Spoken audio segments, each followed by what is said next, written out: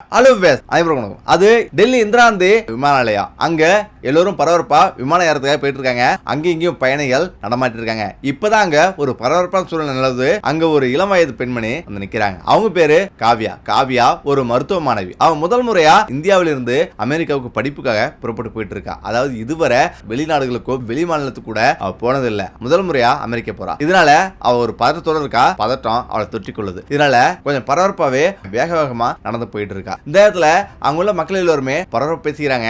அங்க ஒரு மனிதர் கோட்டு சுட்டு போட்டு ஒரு 10 பாடிகாரோட நடந்து வந்துட்டு இருக்காரு. மக்கள் எல்லாருமே கிசுகிசுறாங்க. இவர்தான் மிகப்பெரிய கோடீஸ்வரர் வில்லியம் ஆண்டர்சன் அப்படின்னு எல்லாரும் சொல்லிக்கிறாங்க. அவரை பத்தி பேப்பர்லயும் மீடியாவிலும் தான் அவ கேட்டிருக்கா. இதுவரை நேர்ல பார்த்தது இல்ல. இப்ப நேர்ல பார்த்த பிறகு அவளுக்கு ஆச்சரியம் தாங்க முடியல. ஒரு மனிதர் பிரபலம் ஆகிறதுக்கு என்ன காரணமா இருக்கும் அப்படின்னு பல விதமா அவ யோசிச்சுக்கிட்டே அவன் நடந்து போயிட்டு இருக்கா. அவருக்கு வயசு 70 இருக்கும். அவர் அமைதியா நடந்து போயிட்டு இருக்காரு. இப்ப திடீர்னு அங்க பரபரப்பா இருக்கு. ஒலிபெருக்கு மூலியமா இப்படி சொல்றாங்க, யாராவது மருத்துவர் இருந்தா டாக்டர் இருந்தா உடனே வரவும் அப்படின்னு அவங்க சொல்றாங்க. இப்ப என்னன்னு போய் பாக்குறா. அங்க வந்து வில்லியம் ஆண்டர்சன் கீழே கிடக்குறாரு. உயிருக்கு போராடிட்டு இருக்காரு. அவருக்கு மாரடைப்பு வந்துருச்சு. இப்ப அவரு இறக்க போறாரு அப்படின்னு எல்லாரும் பேசிக்கிறாங்க. யாராவது மருத்துவர் இருந்தா வாங்க அப்படின்னு எல்லாம் சொல்லிக்கிறாங்க. இப்ப காவியா உடனடியா அங்க போய் பாக்குறா. பக்கத்துல நெருங்கி பாக்குறா. அவருக்கு மாரடைப்பு. காவியாவுக்கு நீ ஒரு டாக்டர் அப்படின்னு எல்லாரும் கேக்குறாங்க. இப்ப காவியாவுக்கு ஒன்னும் புரியல. தலையாற்றா. பக்கத்துல வரா. இப்ப அவசரத்தை புரிஞ்சுக்கிட்டு அவட நெஞ்சில கைய வச்சு சிபிஆர் முதல் சிகிச்சையை அவ அளிக்கிறா. அதாவது நெஞ்ச வச்சு அழுத்திட்டே இருக்கிறா. அவரு மயக்கமாயி அப்படியே கிடக்குறாரு. இப்ப எந்த ஒரு அசையும் இல்ல, அப்படியே கிடக்குறாரு. இப்ப நிறைய பேர் என்ன சொல்றாங்க, உன் மனசுல ஒரு ஹீரோ நினைப்பா, இது ஒன்னும் சினிமா இல்ல அப்படின்னு அவங்க சொல்றாங்க. இன்னொருத்தங்க என்ன சொல்றாங்கன்னா, அவர் அப்படியே விட்டுட்டு இந்த பக்கம் நவரு அப்படின்னும் அவர் சொல்றாரு. ஆனா காவ்யா முயற்சி கைவில்லை. நிறைய பேரு அதை வீடியோ எடுத்துருக்காங்க. காவ்யாவோ அவருடைய நெஞ்சில கைய வச்சு பலமா அழுத்திட்டே இருக்கா. காவ்யாவுக்கு சில நொடிகளை புரியுது. அதாவது அவருடைய காற்றுப்பாதை அடைக்கப்பட்டிருக்கு அப்படின்னு புரிஞ்சுக்கிட்டாரு. உடனடியா காற்றுப்பாதையை திறக்கணும். திறக்கலனா அவர் நிச்சயம் இறந்துருவாரு. ஆனாலும் மருத்துவ உபகரணம் எதுவுமே இல்ல. மருத்துவமனை ரொம்ப தூரமா இருக்கு. ஒவ்வொரு நொடியும் நேரம் கடந்துகிட்டே இருக்கு. அவருடைய உயிர் போயிட்டே இருக்கு. அப்பதான் அவருடைய பார்வை அவருடைய பையன் மீது விழுது. அது உள்ள ஒரு சின்ன பென்சிலும் ஒரு பால் பாயிண்ட் பேனாவும் இருக்கு. அவளுக்கு உடனே அவளுடைய மருத்துவ பாடம் அவளுக்கு ஞாபகம் வருது. அதுதான் அந்த புத்தகம் அவசரகால டக்கியோஸ்டமி பற்றியது. இது விளக்கப்பட்டிருக்கு. ஒரு நோயாளியின் தொண்டையில அப்படி அடைக்கப்பட்டிருந்தா கூர்மையான பொருளை வச்சு அதை திறக்கணும். திறக்கும் வழிய அவ பென்சிலை உடைச்சி கூர்மையாக்குறா. அதை ஒரு ஆயுதமா அவர் மாத்துறா. பேனா உள்ளேயும் மூடி எடுத்துட்டு அந்த பேனாவோட 2 முனையிலையும் ஓப்பன் பண்ணி விடுறா. அதை ஒரு குழாயா மாத்துறா. எல்லா மக்களும் ஒருத்தருக்கு ஒருத்தர் ஆச்சரியமா பாத்துக்கிறாங்க. இந்த பொண்ணு என்ன பண்ணுது, இது ஒரு பைத்தியமா அப்படின்னு நினைக்கிறாங்க. மறுபுறம் காவ்யாவோட கைகள் நடுங்கிட்டு இருந்தாலும் அவ செய்யறத அவ தைரியமா அதை செஞ்சிட்டு இருக்கா. தொண்டையில ஒரு சிறிய வெட்டு விழுது. பேனாவை குழாயில சொருவுறா. அந்த பேனாவை வில்லியம் குழாயுள்ள நுழைஞ்ச பிறகு நுரையீரல்ல சிக்கல காற்று உடனடியா வெளியேறுது. அவரது உடலும் கொஞ்சம் குலுங்க ஆரம்பிக்குது. இதோட மட்டும் இல்லாம காவியா உடனடியா சிபிஆர தொடங்குறா. 2-3 முறை மூச்சு விடு அப்படின்னு சொல்லிட்டு மார்புல கைய வச்சு அழுத்திட்டே இருக்கா. சில நொடிகள்ல இது எல்லாமே நடந்து முடியுது. மெதுவா வில்லியம்ஸோட நெஞ்சு படபடக்குது. அவருடைய கண்ணு பாய் திறக்கப்படுது. மூச்சு விடும் சத்தமும் மெதுவா திரும்புது. இதை கண்டு அங்குள்ள கூட்டத்துக்கிடையே அமைதி நிலவுது. இதுவரை சிரிச்சு இருந்தவங்க எல்லோருமே இப்ப ஆச்சரியத்தோட பாத்துட்டு இருக்காங்க. சில பேரு கைத்தட்டி பாராட்டுறாங்க.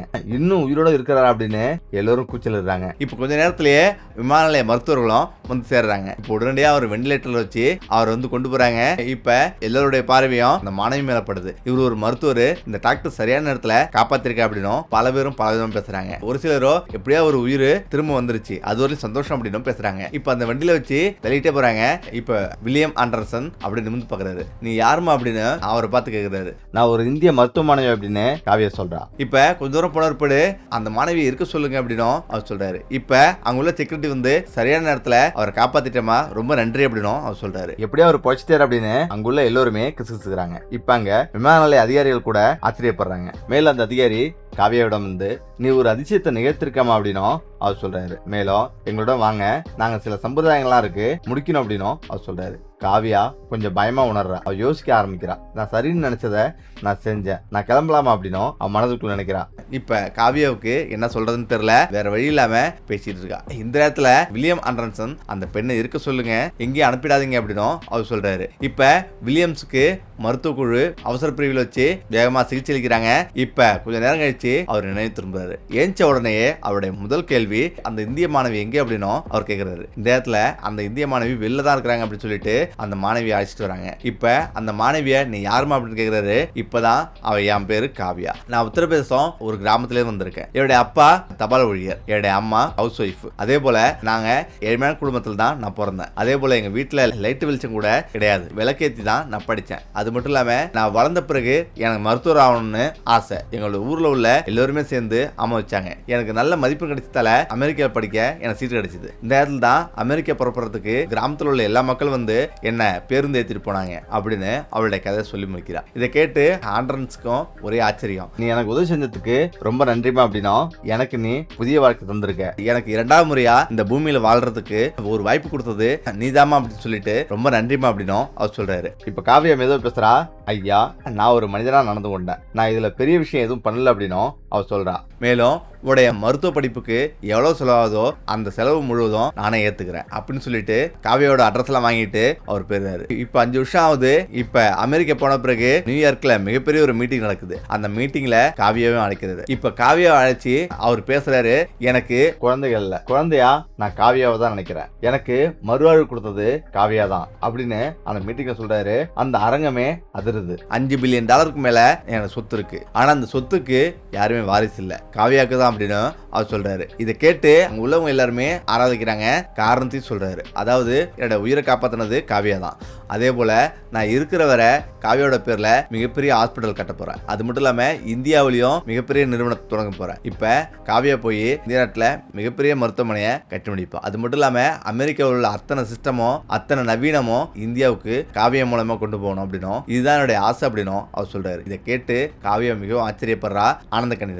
இப்ப உலகமே வியக்கிற அளவுக்கு காவியாவை திரும்பி பார்க்குது. எப்படிப்பட்ட சூழ்நிலையிலும் தன்னுடைய திறமைய, அதாவது அவர் சின்ன வயசுலயே மருத்துவத்தை பத்தி அதிகமா படிக்க அவளுக்கு அளவுக்கு அதிகமா மருத்துவத்தை பத்தி தெரியுது. இதனாலதான் இந்த அறிவை வச்சுதான் அவ வந்து காப்பாத்தினா. நான் உயிரின இருக்கேன்னா இந்த பெண் தான் காரணம், காவியாவை எனது மகளா கருதுறேன் அப்படின்னும் அவர் சொல்றாரு. திடீர்னு கைத்தட்டெல்லாம் மழையா பெய்யுது. காவியாவோட கண்கள்ல கண்ணீரால் நினையுது. அந்த மேடையில வில்லியம் முழுவதும் சொல்றாரு, காவியா படிக்கிற வரை இந்த கல்லூரியில கல்வியோட நிதி முழுவதையும் காவியா பெறுவா. காவியா மருத்துவ உதவி திட்டத்தை தொடங்குவோம். அது அமெரிக்காவிலையும் இந்தியாவிலையும் சுகாதார திட்டங்கள்ல இணைவோம் அப்படின்னு சொல்றாரு. சில மாதங்களுக்கு பிறகு நியூயார்க்ல ஒரு பெரிய கொண்டாட்டம் நடந்தது. விழாவில் ஆயிரக்கணக்கானவர் கலந்து கொள்றாங்க. அந்த மேடையில உற்சாகத்தோடு வில்லியம் ஆண்டர்சன் இப்படி சொல்றாரு, எனக்கு பில்லியன் கணக்கான டாலர்கள் உள்ளது, ஆனா அவை அனைத்துமே வீணாய் போய்விடும். அப்படி தோணுச்சு, நான் மீண்டும் பிறந்தேன். காவியாவை மேடைக்கு அழைச்சார். காவியால நினைச்சா மக்களுக்கு சேவை செய்ய முடியும், ஏழையால சிகிச்சையை பெற முடியல. உயர்தர சிகிச்சையெல்லாம் பணக்காரங்க தான் பெறாங்க, அது ஏழை மக்களுக்கு சென்றடையணும் அப்படின்னு காவியா சொல்றான். அந்த முழு மண்டபமும் கைத்தட்டல் ஒலிக்குது. இது மனித குலத்தின் அடையாளமா மாறுது. அவளுடைய ஒவ்வொரு முடிவும் அப்போது முடிவு செய்யப்படுது. இந்தியாவிலையும் அமெரிக்காவிலையும் ஏழை எளிய மக்களுக்காக அவங்களுக்கு புதிய ஒரு மருத்துவமனை தொடங்கி இலவசமாவே மூளை அறுவை சிகிச்சை, இதய அறுவை சிகிச்சை அப்படின்னு அவங்களுக்கு தேவையான அத்தனை விஷயங்களையும் அவர் செய்ய முன்வராரு. ஓகே, நம்ம இந்த வீடியோ பத்தி